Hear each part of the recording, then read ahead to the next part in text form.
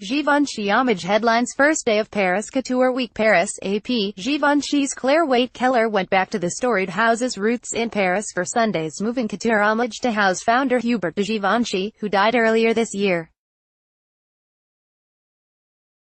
To the wispy singing of Givenchy's muse Audrey Hepburn, the opulent draping of the late couturier was rediscovered in Keller's dramatic designs, embellished with paillettes and feathers. The display, unveiled inside the 17th-century National Archives, gloriously capped the first day of fall-winter collections that run for 4 days and represent designers from some 11 nations. Here are some highlights. Givenchy's magical roots. Keller proved she had depth, as well as ambition, in her fantastical evening collection that was flanked by champagne-sipping VIP guests against a shimmering, mirrored decor in the setting summer sun. This season, the British couturier delved into the house's archives to rediscover the late Givenchy's penchant for enveloping cloaks and capes in magic to create mystery in the 42-piece display. Booklets given to guests contained portraits of the giant of fashion who passed away in Paris in March, aged 91. Sparkling textures, liquid sequins and icy pastels contrasted with hooded black widows in sumptuous styles that were executed with great flair. Structured silhouettes with peaked shoulders enveloped the bodies of models who walked as if in a state of trance around the verdant inner courtyard of the historic venue. There was much poetry in the designs, as there was in the program notes which compared the veiny markings across some of the fabrics to tree roots erupting across lustrous silks. Simply the best moment, however, was the homage to Hepburn, the longtime muse of the label and personal friend of the house founder. Front row guests hummed to themselves as Moon River capped the collection and was set to looks featuring long black gloves and a black gown referencing the much imitated style of the Hollywood great. VDK's diverse styles. It was a deep dive into the fashion encyclopedia for Ronald van der Kemp. Dutch designer, who's been presenting a demi-couture, or couture light, collection, since 2014, presented a glitzy display of show-stopping gowns all with a unique and different style.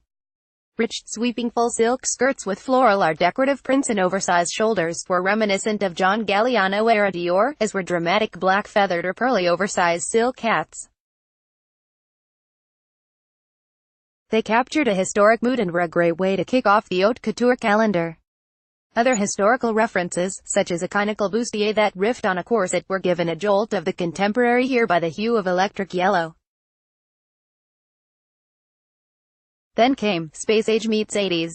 Sheeny split-leg gowns, ALBD, with a geometric neckline and square shoulders came on futuristic-looking models with band makeup across their eyes. It was a saleable collection for Van der Kemp, whose fans already include Kate Moss, Katy Perry and Lady Gaga. Eva Minge's Swan Lake. One of the lesser-known names of the couture calendar, Polish designer Eva Minge took her guests on a trip to the ballet. Ballerinas sat on the wooden panels of the luxurious runway floor, their arms raised in fifth position, as diaphanous gowns filed by to enchanting music. Variations on the tulle tutu came on bodice dresses in white, light sky blue, pale yellow and in pink with sometimes exaggerated flounce, perfectly evoking the name of the fall-winter show, Swan Lake. Heels sported straps that evoked ballet shoe ribbons. The ballet theme was quite a smart, even commercial, move for a couture show. Minge was able to fuse the balletic vibe with bridal gown-style silhouettes. Bridal gowns are haute couture's biggest-selling single item. Chamet's jewels. On the sidelines of Haute Couture Week is Haute Joaillerie, in which the world's most prestigious jewelers unveil their sparkling new annual collections. Place Vendôme's famed jeweler Chamet used the location of the Pompidou Center Modern Art Museum in Paris to show off the African Treasures display, in which their classical techniques were fused with African-tinged styles and ethnic geometry. References such as photographer May Ray's 1926 photo entitled "Black and White" of a woman in an African mask inspired the creations made in lapis lazuli, diamonds, brushed gold, white gold and ebony.